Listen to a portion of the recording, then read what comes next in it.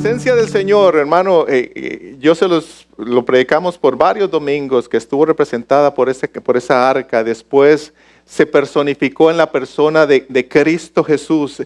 Ya la presencia de Dios era algo más palpable, era una persona. Cuando vino ya no era aquella caja que estaba escondida y que una vez al año se podía ver, sino que ahora estaba personificada en el Hijo de Dios. Y de Jesús, sin embargo, no se tienen registros de Jesús desde los 12 años hasta los 30. Es más, desde los 2 años que se cree que fue cuando llegaron los magos, ¿verdad?, a entregarle los presentes, hasta los 12 no se tiene un registro. Fue a los 12 cuando se perdió en el templo, y de los 12 a los 30 no se tiene otro registro. Sin embargo, nosotros creemos que Jesús se guardó en santidad y vivió una vida recta, pues desde su niñez, desde su adolescencia, su juventud, y ya en su etapa de joven adulto, vamos a decirlo así. Se mantuvo bien, obediente, y dice que después de que se perdió en el templo, él se sujetó a sus padres y crecía en gracia y en el favor de Dios y de los hombres. Y él tenía, por supuesto, un oficio. Se acostumbraba que el padre le enseñaba a su hijo el oficio que él tenía para que él siguiera.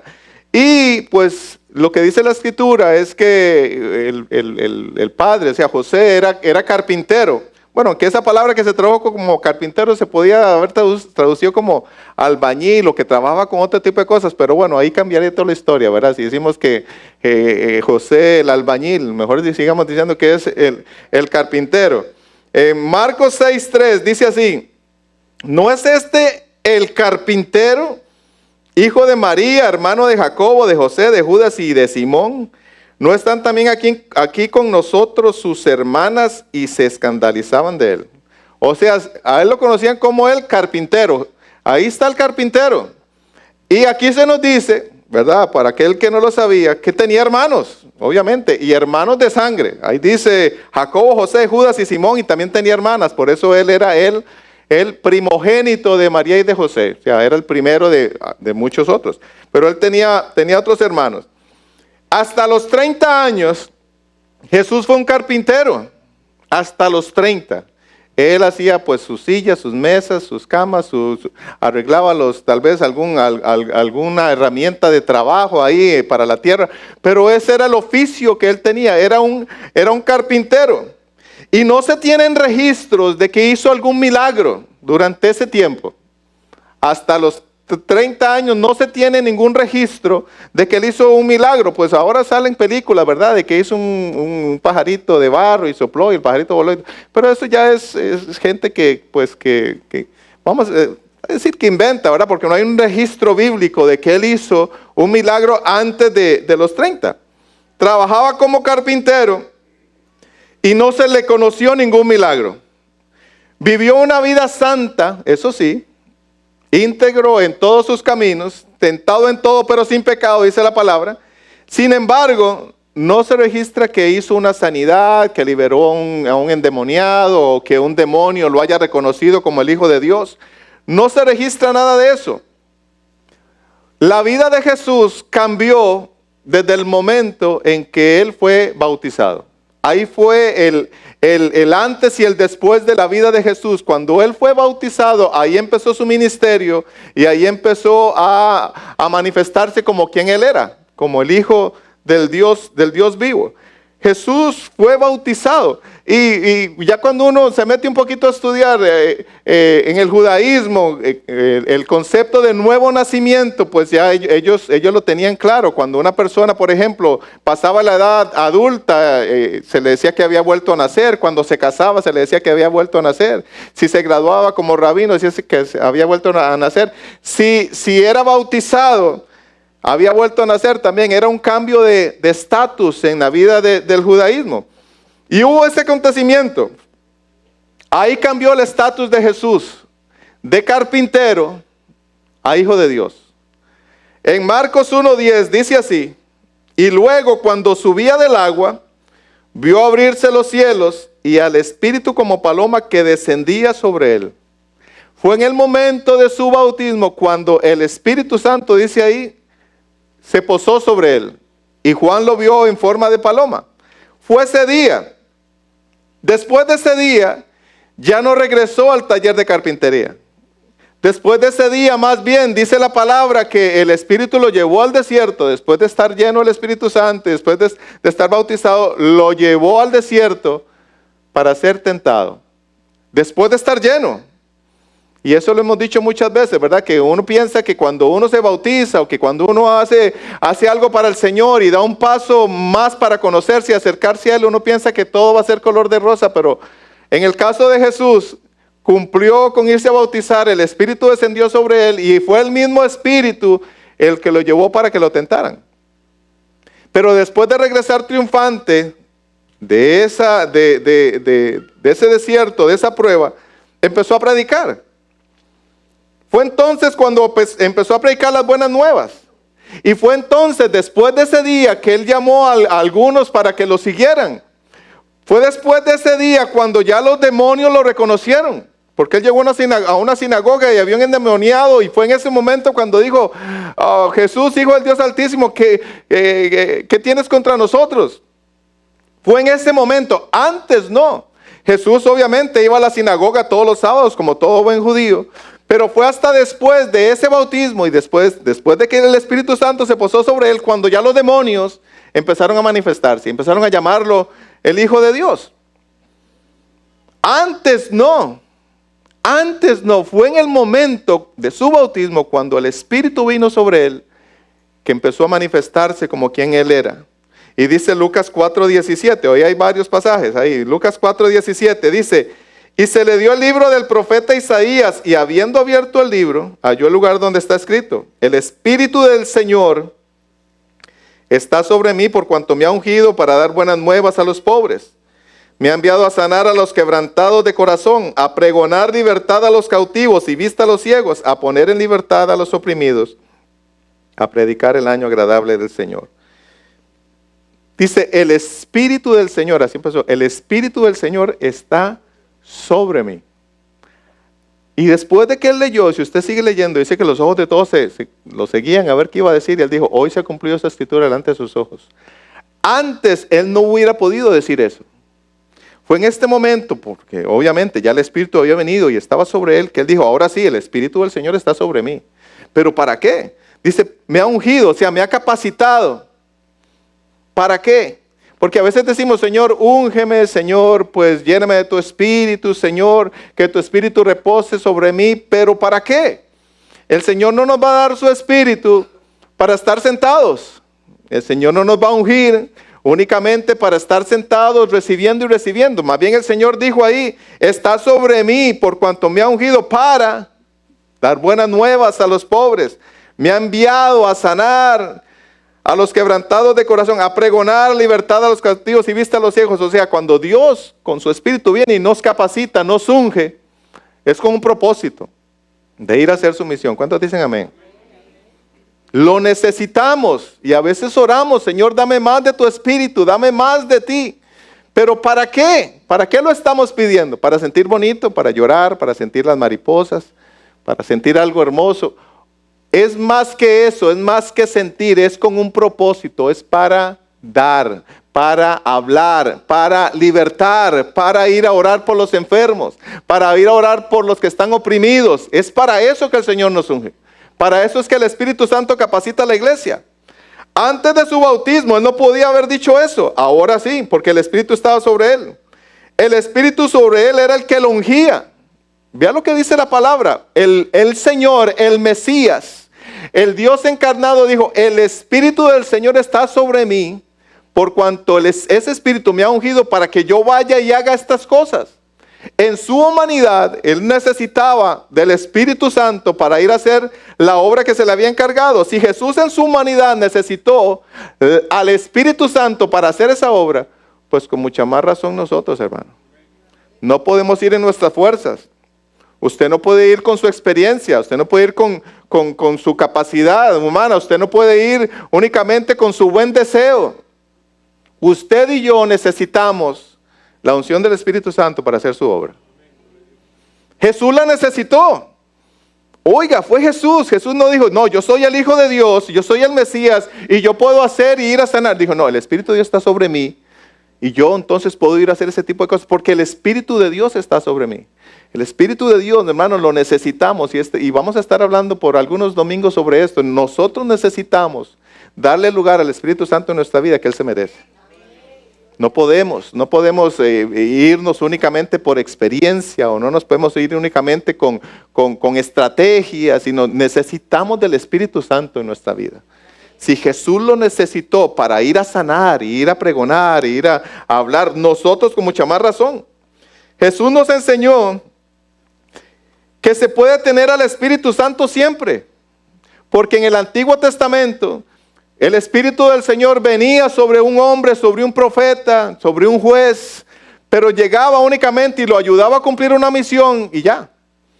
Con Sansón es el caso más claro que hay. Cuando él iba caminando, decía, y el Espíritu del Señor vino sobre él y agarró un león y lo despedazó. Y el Espíritu del Señor vino sobre él y agarró una quijada y mató a 1000. Eran momentos como esporádicos donde el Espíritu de Dios venía sobre él y él tenía esa fuerza y hacía ese tipo de cosas. Los profetas igual decían, el Espíritu del Señor vino sobre mí o recibí palabra del Señor y entonces dije. Pero Jesús nos demostró que podemos tener al Espíritu Santo siempre. No únicamente que venga por ratitos, ¿verdad? Y que mientras estoy en la iglesia lo siento y me voy de aquí ya no lo siento. El Espíritu Santo, hermano, vino para quedarse y morar dentro de nosotros. No únicamente un domingo o un miércoles, vivir siempre dentro de nosotros. Dice Hechos 10:38, como Dios ungió con el Espíritu Santo, y con poder a Jesús de Nazaret, y como éste anduvo haciendo bienes y sanando a todos los oprimidos por el diablo, porque Dios estaba con él. Dios ungió a su Hijo con el Espíritu Santo, dice ahí. Y Él hizo cosas, sanó y libertó a los cautivos y a los oprimidos por el diablo, pero lo ungió con el poder del Espíritu Santo. Jesús operó con el poder del Espíritu Santo. La iglesia necesita al Espíritu Santo, hermano. No podemos seguirlo escondiendo o reprimiendo por ahí. La iglesia necesita el poder del Espíritu Santo para actuar. Necesitamos, hermano, y yo estoy orando en ese sentido, Señor, necesitamos que cada uno, cada líder, cada servidor de acá esté lleno, saturado con tu Espíritu, Señor. Para que esa misma persona vaya y libere a los cautivos. Para que esa misma persona vaya y pregone libertad y sane y imponga manos y predique. Para que hagamos tu obra, Señor, necesitamos de la llenura del Espíritu Santo. Una llenura, hermano. Jesús fue ungido con el poder del Espíritu Santo y Él hizo lo que hizo. Jesús operaba por ese Espíritu. Antes de ser ungido, no hizo ninguna liberación. Antes de ser ungido no hay ninguna sanidad registrada. Antes de ser ungido no significaba ningún problema para el diablo. Fue cuando ya fue ungido, fue lleno del Espíritu Santo y el Espíritu reposó sobre él que los demonios dijeron, ¿qué tienes con nosotros? ¿Por qué nos vienes a atormentar? Y es algo bien importante, hermano. Porque si Jesús se mantuvo en santidad y en integridad durante toda su vida, desde antes de los 30 años, Él se mantuvo en santidad y en integridad. Significa que su santidad no echaba fuera a los demonios. Que su integridad no echaba fuera a los demonios. Fue en el momento cuando fue capacitado por Dios con el Espíritu Santo que Él tuvo el poder para hacerlo. ¿Qué significa? Su conocimiento y el mío no es suficiente, hermano, para echar un demonio afuera. Usted puede vivir en santidad y creer que por su santidad, por sus méritos, no, Señor, es que yo no mato, yo no peco, yo no robo, porque todo el mundo dice lo mismo, ¿verdad? Yo no mato, yo no peco, yo no robo, yo no hago nada de eso. Y uno cree que por ser así, ya uno puede ir a orar por un endemoniado y este va a ser libre. Es con el poder del Espíritu Santo, hermano, que esas cosas suceden. Obviamente se necesita santidad e integridad para que ese espíritu se mueva. Pero es el Espíritu Santo el que opera. No es en sí nuestra santidad. No es en sí nuestro conocimiento, que es bueno. Uno no puede llegar donde una persona enferma y demostrarle el título de teología y decirle, vea, yo tengo todos los títulos de teología, soy máster, soy un doctorado, así que levántese en el nombre de Jesús. No, tenemos la necesidad de estar llenos del Espíritu Santo. Y es algo que a mí me ha estado martillando, hermano, porque, y vamos a hablar más adelante de eso, cuando andaban buscando gente, yo se los he mencionado, gente que sirviera en las mesas, en el libro de los Hechos, gente que repartiera comida, que ese era el reclamo que había, que las viudas de los griegos estaban siendo ahí como marginadas. Andaban buscando gente que sirviera en las mesas, gente que sirviera, oiga, le sobró un poquito de arroz, ¿sí? ¿Cuántas cucharadas de arroz? ¿Quiere cafecito? Gente que andaba sirviendo, recogiendo los platos, gente que andaba lavando los platos, acomodando las mesas. Y para hacer eso, dice la palabra que los apóstoles dijeron, busquen personas de buen testimonio y llenos del Espíritu Santo para recoger una mesa. O sea, no estamos hablando que para predicar o para ir a evangelizar o para ir a cantar o para tantas cosas que uno puede imaginarse, no, para lavar los platos. Busque gente de buen testimonio y llenos del Espíritu Santo. Hoy en día, lastimosamente, pues la iglesia en general ha cambiado. Y buscamos un candidato para un puesto y que nos traiga todo el currículum, ¿verdad? Presidente de la Junta, no sé qué, superintendente de la Junta, no sé qué, graduado del colegio, no sé qué, graduado del seminario, no sé qué. Ah, no, este cumple todos los requisitos. Y entonces viene a hablar y ya se empieza a hablar de salario. Sí, con este título usted puede tener este salario. Cuando la instrucción bíblica es, no, que esté lleno del Espíritu Santo primero. Hay que estar lleno del Espíritu Santo, de buen testimonio, y después vamos a ver si está capacitado. Pero necesitamos, hermano. A veces creemos que es únicamente para el que está aquí arriba, para el que está predicando, para el que está enseñando, para el que está cantando. No, para abrir la puerta de allá, hermano. Para trabajar en el parqueo. Gente llena del Espíritu Santo. Todos, hermano, todos. Esta obra se hace con el poder del Espíritu Santo. La santidad y la integridad y la obediencia son necesarias, pero en sí, eso no es lo que da el poder lo tenemos por el Espíritu Santo. Los demonios no le tienen miedo al conocimiento. Los demonios no le tienen miedo ni a la santidad, le tienen miedo al Espíritu Santo que habita dentro de nosotros.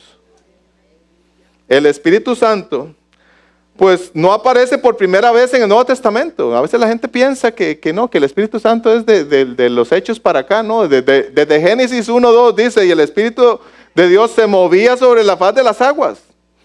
Desde el Génesis, en el segundo versículo del capítulo 1, ya menciona el Espíritu de Dios. El Espíritu venía sobre los profetas y estos profetizaban. Es más, el Espíritu Santo fue quien hizo concebir a María. Eso dice la Escritura y yo creo lo que dice la palabra. Dice Mateo 1:18. El nacimiento de Jesucristo fue así, estando desposada María, su madre, con José. Antes que se juntasen, se halló que había concebido del Espíritu Santo. Fue el Espíritu Santo quien hizo concebir a María para que quedara embarazada de Jesús. Si el Espíritu Santo no hubiera actuado ahí, pues no hubiera ocurrido ese milagro. Fue el Espíritu Santo quien hizo concebir a María. Fue a través del Espíritu Santo que Jesús tenía el poder sobre los demonios. Dice Mateo 12:28. Mateo 12:28, pero si yo por el Espíritu de Dios echo fuera los demonios, ciertamente ha llegado a vosotros el reino de Dios. Si yo por el Espíritu de Dios echo fuera los demonios, Jesús está reconociendo que fue por el Espíritu de Dios que Él tenía la autoridad y el poder para hacerlo. En su humanidad aquí. Jesús era guiado por ese Espíritu Santo, hermoso, dice Lucas 4:1. Jesús, lleno del Espíritu Santo, volvió del Jordán y fue llevado por el Espíritu al desierto. El Espíritu Santo guiaba al Mesías, guiaba al Dios encarnado. Nosotros, hermanos, tenemos que ser guiados por ese Espíritu. ¿Cuántos dicen amén? No únicamente, hermano, es sentir lindo, porque ahí es rico sentir bonito y llorar, pero es algo más que eso, es dejarse guiar. Que le estén diciendo, vea, déjese hacer eso, parar de hacerlo. Decir, no haga eso, pues no lo haga. O decir, vaya y haga tal cosa, hacerlo. que podamos llegar a esa madurez, que podamos llegar a ese entendimiento de entender cuando Él nos está hablando. Ese mismo Espíritu enseñaba, le daba la capacidad a Jesús para enseñar. Dice Hechos 1:1. En el primer tratado, oh Teófilo, hablé acerca de todas las cosas que Jesús comenzó a hacer y a enseñar, hasta el día que fue recibido arriba, después de haber dado mandamientos por el Espíritu Santo a los apóstoles que había escogido. Fue concebido por el Espíritu Santo. Hizo milagros por el Espíritu Santo, y aún cuando ya se estaba yendo, dice la palabra, que le dio mandamientos por el Espíritu Santo. O sea, de nacimiento hasta su ascensión, guiado y ungido y capacitado por el Espíritu Santo.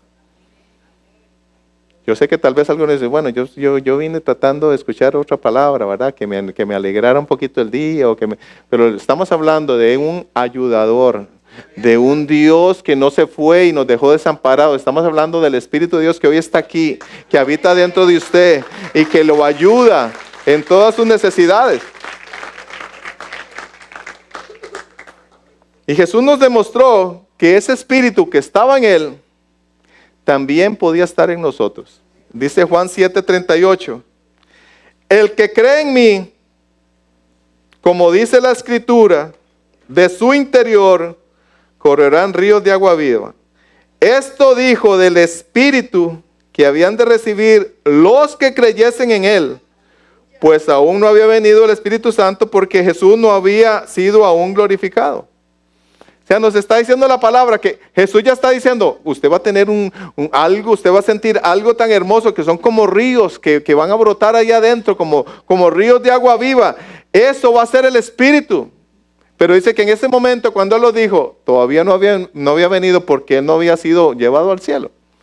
Pero ahí les está dando una promesa a sus discípulos. Ustedes van a tener lo mismo que yo tengo. Ustedes van a ser capacitados con lo mismo que yo estoy capacitado. Ustedes van a ser ungidos con la misma unción que yo fui ungido. Usted va a tener la misma autoridad que yo tengo, porque el Espíritu que me ungió a mí es el que los va a ungir a ustedes. ¿Cuántos dicen amén? Estamos hablando, hermano, de pasar de una etapa de espectador, de una etapa de visitador, de una etapa de únicamente cristiano nominal, a una etapa donde nosotros vamos a ir a predicar, donde usted va a imponer las manos sobre los enfermos y estos van a sanar. ¿Cuántos lo creen?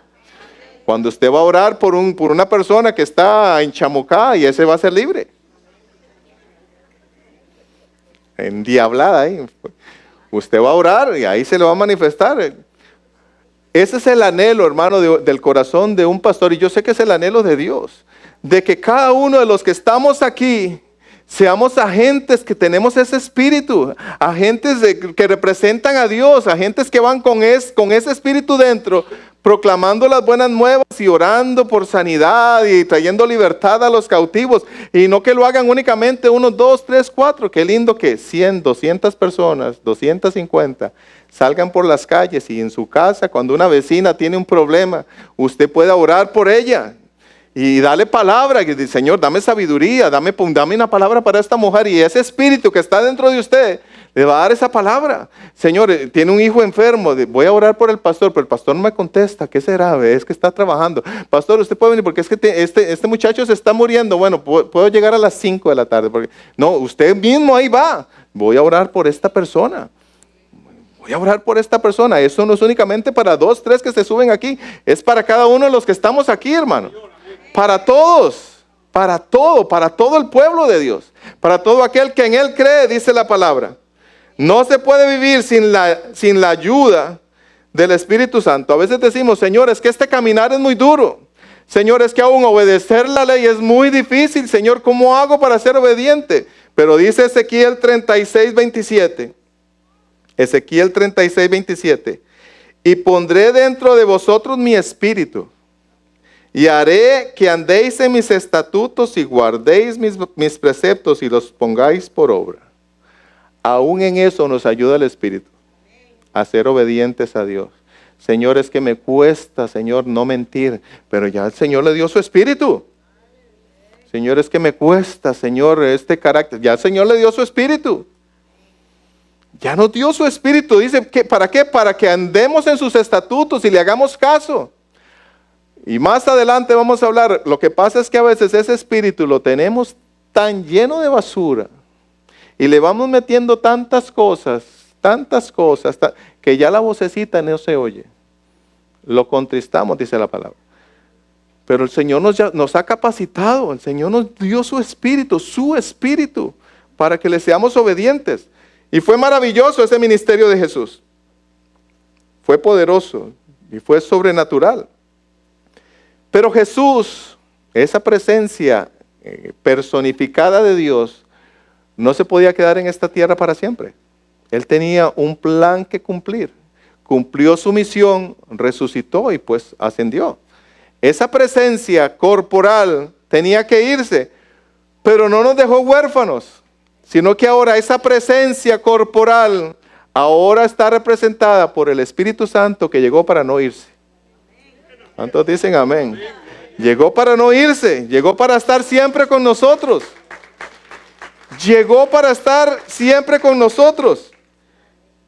Sin embargo, aunque Él se fue, había una promesa en las Escrituras que ese mismo Espíritu estaría con los creyentes. Y hay un versículo en Juan 16:5 en adelante que a mí siempre me ha llamado la atención. Porque el Señor nos está diciendo que viene algo mejor. Dice así Juan 16:5, pero ahora voy al que me envió y ninguno de vosotros me pregunta, ¿a dónde vas? Antes, porque he dicho estas cosas, tristeza ha llenado vuestro corazón. Pero yo os digo la verdad, os conviene que yo me vaya. Porque si no me fuera, el Consolador no vendría a vosotros. Mas si me fuere, os lo enviaré. O sea, que el Señor le diga a sus discípulos, vea, usted va a salir ganando si yo me voy. Pero ¿qué es mejor que estar con Jesús? ¿Qué es mejor que caminar al lado de Jesús? ¿Qué es mejor que sentarse a conversar con Jesús sabiendo quién es? Porque ellos ya tenían esa revelación de que era el Mesías prometido, el Hijo de Dios. Comer con Él, hablar con Él. Como Juan, a recostar su cabeza en el pecho del Señor y escuchar ese corazón ahí latir. ¿Qué es mejor que eso? Que verlo. Yo me imagino, hermano, que, no sé, yo quedaría uno boqueando, ¿verdad? Como que no quiere uno quitarle la mirada de encima, saber, wow, este es el Hijo de Dios. Y véalo cómo habla, véale los ojos, véale el pelo, véale la piel, vea cómo habla, véale los dientes. Algo maravilloso, algo que nosotros ahorita nos imaginamos, y algunos lo han tratado de pintar, ellos lo estaban viendo ahí. Ellos lo tenían, ellos le podían dar la mano, ellos lo podían abrazar, le podían dar un beso, todo, servirle, ayudar, de todo. Y el Señor les está diciendo, a usted le conviene que yo me vaya. Le conviene, pero ¿cómo? Cuando a uno le dicen así, a usted le conviene hacer esto, o le conviene que yo me vaya, es porque va a recibir algo mejor, ¿sí o no? Porque si no, no convendría. Si fuera igual, pues va a decir, no se preocupe, va a recibir algo igual, pero más bien le está diciendo, le conviene, vea, a ustedes les conviene que yo me vaya. Yo imagino en la mente de ellos, pero ¿cómo me va a convenir si después de andar 3 años y medio con Él y de escucharlo y de saber quién es y de verlo aún resucitar, ¿cómo va a hacer algo mejor que esto? Pero Jesús está diciendo, a usted le conviene que yo me vaya. Porque si yo no me voy, el Consolador no va a venir. Pero si me voy, yo lo voy a enviar. O sea, le conviene que yo me vaya para que venga el Consolador. Si Jesús no se iba, dice ahí, el Consolador no iba a venir. Pero les conviene. O sea, nosotros salimos ganando. ¿Cuántos dicen amén? A mí me hubiera gustado ver a Jesús, claro que sí, y caminar con Él y verlo. Pero dice la palabra ahí, que yo salí ganando. Él se fue y yo salí ganando. Él se fue y usted salió ganando. ¿Por qué? Porque vino el Espíritu Santo, vino el Consolador. Vino el Consolador, vino para no irse. En aquel tiempo ese Jesús estaba con 12 nada más y tal vez lo podían ver ahí, escuchar algunos 5,000, pero ahora ese Espíritu iba a estar dentro de cada uno de los creyentes en todo el mundo a la misma vez, guiando a todos a la misma vez, enseñando a todos a la misma vez. ¿Cómo no nos iba a convenir? Antes Él podía hablarle a unos cuantos, ahora ese Espíritu iba a estar en muchos, miles de millones de personas a la misma vez. Esa presencia iba a estar con nosotros. Ya yo no tengo que ir a buscarlo en un lugar. Ahora usted se puede encerrar en su cuarto y tener esa presencia ahí. Ahora usted puede ir manejando su carro y tenerlo ahí a la par. Ahora usted puede salir a trabajar mañana y mientras usted está cortando la grama o está planchando, o está lavando o esté en la computadora, ahí va a estar a la par suya. Ya no se va a ir. ¿Cómo no nos va a convenir? Si ya yo le puedo hablar y Él me va a entender. Y Él sabe lo que yo siento y Él sabe lo que yo necesito. Cuando usted regrese a su casa y si dejó un problema por allá, ya usted no va a ir sola. Ya usted no va a ir solo, va a ir alguien a la par suya. Va a ir un ayudador, un consolador. Señor, mira lo que me están haciendo. Señor, mira mi necesidad. Mira este problema que tengo. Mira mi trabajo, Señor. Mira, Señor, lo que me están haciendo. Él está ahí para ayudarnos, para consolarnos, para guiarnos. ¿Cuántos dicen amén? Y claro que hubo tristeza al escuchar que se tenía que ir, pero Él prometió que iba a hacer algo mejor, que íbamos a salir ganando. Y yo no sé si ellos entendían a cabalidad lo que Él les estaba diciendo. Yo les voy a enviar otro, un consolador. Yo no sé si ellos tenían el concepto, qué era lo que iba a venir, qué era lo que iba a pasar, cómo se iba a manifestar, cómo lo iban a tratar. Pero ellos lo creyeron, hermano, y eso es algo que hay que rescatar.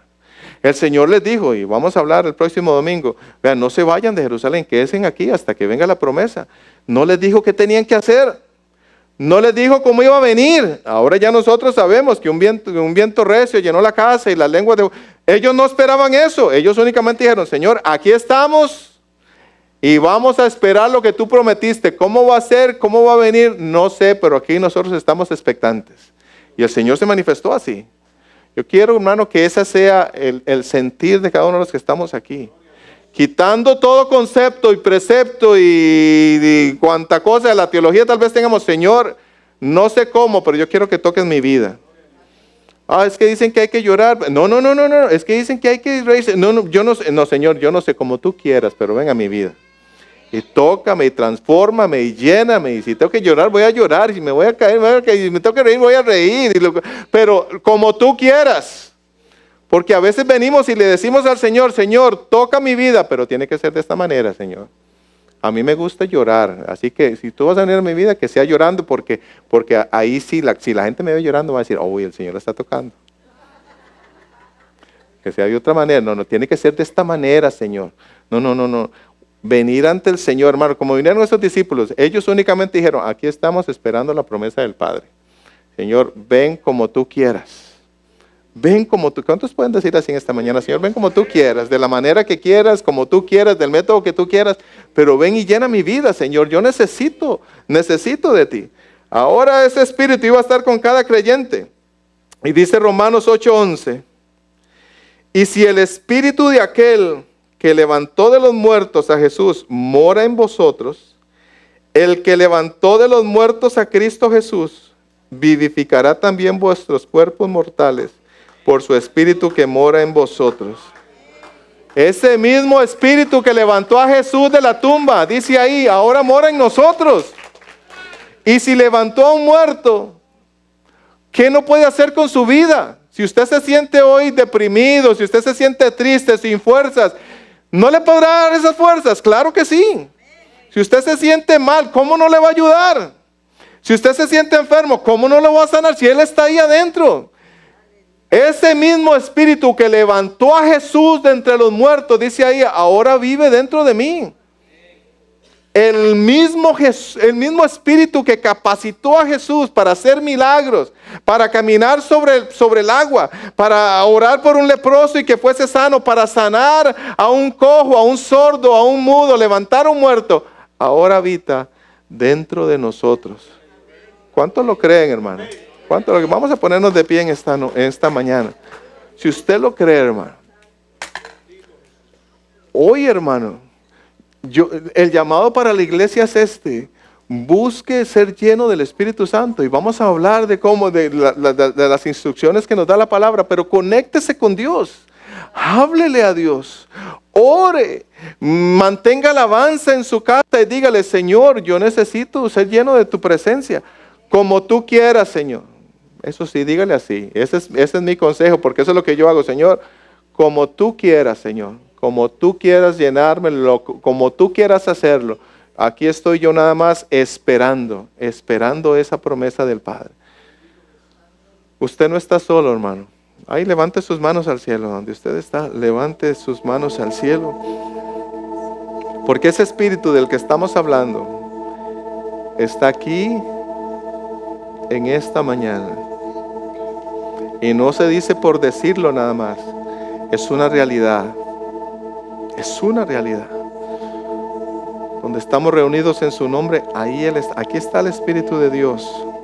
Aquí está el que ungió a Jesús. Aquí está aquel que lo capacitó para dar libertad a los cautivos, vista a los ciegos. Aquí está aquel que capacitó a Jesús para sacar a aquellos que estaban en las cárceles. Aquí está el que capacitó a Jesús para convertir el agua en vino. Aquí está aquel que capacitó a Jesús y lo ungió para orar por un enfermo y que éste fuese sano. Aquí está el que ungió a Jesús para predicarle y que esa palabra fuese llena de poder y llena de autoridad. Aquí está este mismo Espíritu y llegó para no irse. Llegó para no irse. Nosotros nos convenía, dice la palabra, que Él se fuera. Y hoy está acá. Hoy está acá ese Espíritu. Hoy está acá. Levante sus manos al cielo y dígale: Señor, aleluya, gracias por tu Espíritu Santo, Señor. Gracias por ese consolador. Gracias por ese ayudador. Gracias, Señor, porque te fuiste, pero no nos dejaste huérfanos. Te fuiste, Señor, pero ahora tu presencia, tu Espíritu está dentro de cada uno de nosotros. Ya no está en una caja, ya no es una persona únicamente corporal. Ahora habita dentro de mí, habita dentro de nosotros, habita dentro de cada uno de los que estamos aquí para guiarnos, para redarguirnos, para decirnos cuando estamos haciendo las cosas mal. Señor, es tu Espíritu el que está aquí y te damos gracias, Señor. Gracias, Señor. Gracias, gracias. Y si hoy alguien vino enfermo o cansado, dice ahí que ese mismo Espíritu que levantó a Jesús de entre los muertos vivificará vuestros cuerpos mortales. Vivificará vuestros cuerpos mortales. Si usted vino enfermo, dígale: Señor, yo creo en esa palabra. Creo que el Espíritu que habita dentro de mí puede sanar mis dolencias, puede quitarme este dolor que tengo en esta parte del cuerpo. Dígale: Señor, en el nombre de Jesús, yo lo creo. Yo creo que soy sano en el nombre de Jesús. Yo soy sano en el nombre de Jesús. Señor, y si te he contristado, Señor, si por mi mucho conocimiento, Señor, he minimizado el poder de tu Espíritu, te pido perdón, oh Dios. Te pido perdón y te pido, Señor, que uses estas manos. Dígale: Señor, usa mis manos, Señor, para que yo ore por los enfermos y estos sean sanos, Señor. En el nombre de Jesús, para que estas manos puedan levantar al que está caído, Señor. Aleluya, Señor, unge mi boca, oh Dios, para que yo pueda predicar tu palabra, oh Dios. Señor, para que yo tenga palabra para darle al que la necesita, Señor, que aunque tenga pena o temor, Señor, tu Espíritu, Señor, ponga esas palabras en mi boca para hablarle a mi compañero, a mi familiar, a mi vecino, Señor, y decirle que hay esperanza en Cristo Jesús, que no tenemos por qué luchar solos en esta tierra. Si hay un consolador, hay un ayudador en medio de nosotros y que habita en nosotros. Señor, unge nuestros pies, oh Dios, para poder dar, Señor, y ir ante aquel que lo necesita, en el nombre de Jesús. En el nombre de Jesús, Señor. Señor, bendice a tu pueblo, bendice a la iglesia, Señor. Señor, tu iglesia, Señor, vive porque el Espíritu le da vida, oh Dios. En el momento en que el espíritu se va, el cuerpo queda inerte, Señor. Y no queremos que eso pase con tu pueblo, con tu iglesia, Señor. Es tu Espíritu Santo, Señor, el que merece, Señor, honra, el que merece el lugar de preeminencia, Señor. Es el que nos capacita, el que nos guía. Aleluya, aleluya, Señor. Llena a cada persona aquí en esta mañana. Llena a cada persona en esta mañana de tu presencia, Señor. Señor, en el nombre de Jesús, una sed por buscar de tu Espíritu, Señor. Sed por buscar una llenura de tu presencia, Señor. Una sed, oh Dios, sed para vivir en santidad, para buscar, Señor, aleluya, tu palabra, Señor, y estudiarla. Sed, Señor, para congregarnos, oh Dios. En el nombre de Jesús, en el nombre de Jesús, no permita, Señor, que tu iglesia funcione en automático, Dios, creyendo que nosotros podemos hacerlo, creyendo, Señor, que con botones y tecnología se puede, oh Dios. Es con tu Espíritu, Señor. No nos vamos a cansar de decirlo, es con tu Espíritu, Señor. Es con tu Espíritu, Señor, que las vidas cambian. Es tu Espíritu el que transforma un corazón. Es tu Espíritu el que liberta al cautivo, Señor.